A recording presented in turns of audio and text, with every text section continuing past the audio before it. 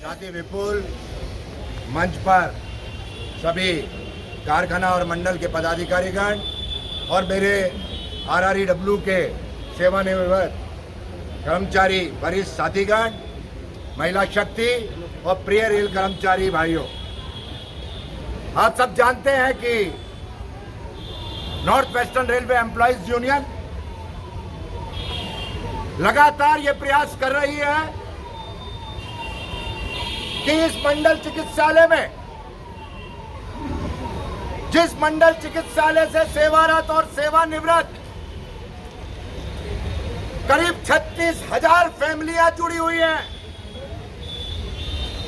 उनको समय पर चिकित्सा सुविधा मिलने का काम हो, अच्छा इलाज मिलने का काम हो, उनके स्वास्थ्य की चिंता की जाए, उन्हें समय पे दवाइयां उपलब्ध हो, समय पे डॉक्टर उपलब्ध हो। लेकिन अफसोस है साथियों कि पिछले कई महीनों से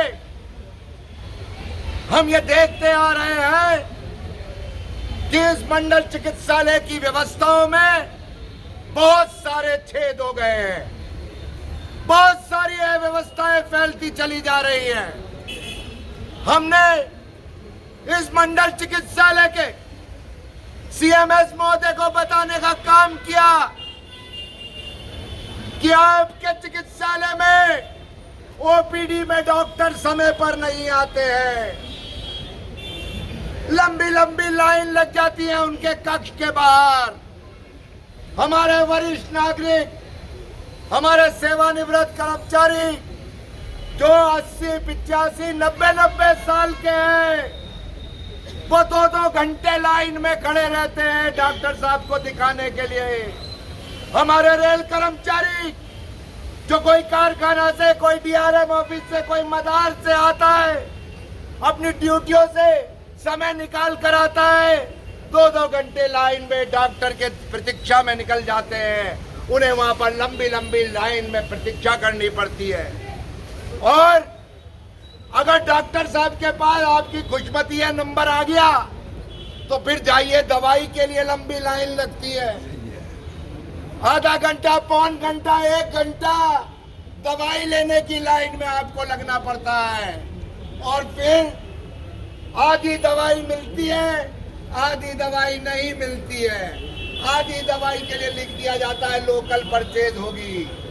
अब आइए साहब, लोकल परचेज के लिए लाइन में लग जाइए, फिर लोकल परचेज की लाइन के लिए आधा घंटा, 1 घंटा, 1.5 घंटा निकालिए। एक मरीज को 3-3, 3.5, 4-4 घंटे अपने खराब करने पड़ रहे हैं। लोकल परचेज की दवाई की स्थिति, जो पहले लोकल परचेज 24 घंटे, 48 घंटे में आने का काम होता था, मरीज को उपलब्ध हो जाने का काम होता था, आज 5-5, 7-7, 10-10, 12-12 दिन तक लोकल परचेज से दवाई नहीं आ पा रही है। ऐसी स्थिति साथ ही संजीव ने आपको बताया कि पिछला इंडेंट जो हमारा 2022 का, वो आज तक पूरा नहीं हुआ है। नए इंडेंट की तो बात ही छोड़िए, जितनी दवाइयों की मांग की आपूर्ति ये चिकित्सालय करता है, मात्र 30% उसकी दवाइयां यहाँ पर आ पाती है, बाकी 70% दवाइयां नहीं है, उपलब्ध नहीं है इस हॉस्पिटल में। किसकी जिम्मेदारी है ये? किसकी जिम्मेदारी है ये? इस मंडल चिकित्सालय में और इस मंडल के उप चिकित्सालय जितने भी डिस्पेंसरी वगैरह है, वहां पर दवाइयां समय पर पर्याप्त मात्रा में आए, ये सारी की सारी जिम्मेदारी CMS महोदय की है। और CMS महोदय अगर ये सोचते हो कि चैम्बर में बैठकर मंडल का चिकित्सालय चल जाएगा, तो ये कभी भी संभव नहीं है। मैं CMS महोदय को कहना चाहता हूँ, अपने चैम्बर से बाहर निकले, आकर यहाँ देखे कितना बड़ा रेल कर्मचारियों का सलाह, कितने सारे सेवानिवृत्त रेल कर्मचारी यहाँ पर उपस्थित हैं, कितनी महिलाएं जो पीड़ित है वो उपस्थित है, उनका दर्द जानने का प्रयास करें, उनकी तकलीफों को सुनने का प्रयास करें। और अगर आपने अपनी आंख मूंदने का काम किया, अपने कान बंद करने का काम किया, तो ये north western railway employees union है। ये north western railway employees union का लाल झंडा और डंडा आपको चैन से नहीं बैठने देगा। आपको चैम्बर से चक्कर लगवाने का। इस बात को हम आज आप लोगों को कह देना चाहते हैं। साथियों, ऐसा नहीं है और हम लोग कभी नहीं चाहते हैं कि हम मंडल चिकित्सालय में मरीज जहां भर्ती हैं उनके बीच में जाकर इस प्रकार के प्रदर्शन करें, लेकिन जब हमारे मरीजों के ऊपर ही उनकी जान से खिलवाड़ होने लग जाए तो ऐसी परिस्थितियों में यूनियन कभी चुप बैठने वाली नहीं है। यूनियन बाहर निकल कर आती है। हमने हर स्तर पर इस मुद्दे को उठाने का काम किया। हमने मंडल स्तर पर भी इस मुद्दे को उठाया। हमने मुख्यालय स्तर पर भी मुद्दे को उठाने का काम किया।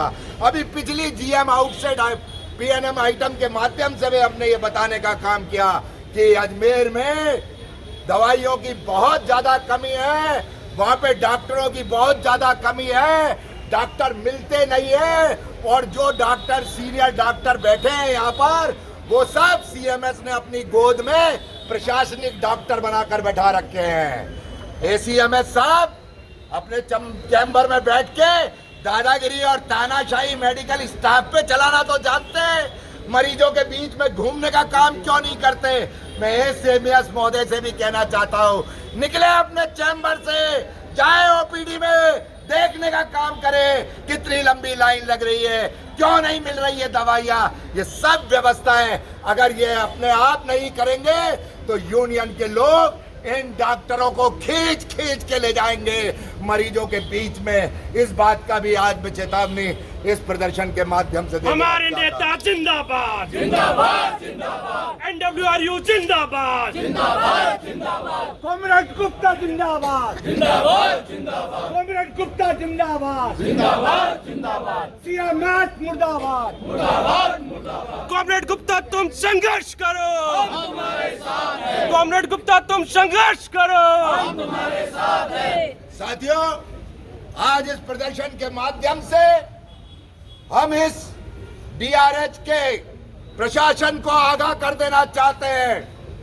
विशेष रूप से सीएमएस महोदय को आगाह कर देना चाहते हैं कि इस चिकित्सालय की व्यवस्थाओं में सुधार लाए, डॉक्टरों की उपलब्धता ओपीडी में सुनिश्चित करें, समय पर सुनिश्चित करें, टाइम टेबल के हिसाब से सुनिश्चित करें, दवाइयों की आपूर्ति सुनिश्चित करें, लोकल परचेज में जो समय लग रहा है उस समय को 48 घंटे के अंदर अंदर लाने का काम करें। इन तमाम कामों को करना है, और अगर ये काम वो नहीं करते हैं तो ये यूनियन लगातार सीएमएस साहब के इस ऑफिस के सामने प्रदर्शन करेगी, धरने देगी, भूख हड़ताल करेगी, घेराव करेगी, दौड़ाने भगाने का काम करेगी, लेकिन चैन से इस मंडल चिकित्सालय के प्रशासनिक अधिकारियों को बैठने नहीं देगी।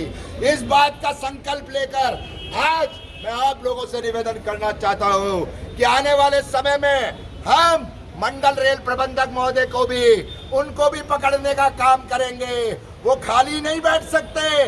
मंडल रेल प्रबंधक इस पूरे मंडल के मुखिया है, उनकी भी जिम्मेदारी है वो सीएमएस को और इस हॉस्पिटल को देखने का काम करे। अगर मंडल रेल प्रबंधक भी नहीं देखेंगे तो अगला मोर्चा सीएमएस ऑफिस से डीआरएम के कक्ष के बाहर लगाएंगे, डीआरएम को घेरने का काम करेंगे, लेकिन इस मंडल चिकित्सालय की व्यवस्था को सुधरवाने का काम करें। साथियों, मैं आपसे पूछना चाहता हूं, इस व्यवस्था में सुधार होना चाहिए या नहीं होना चाहिए?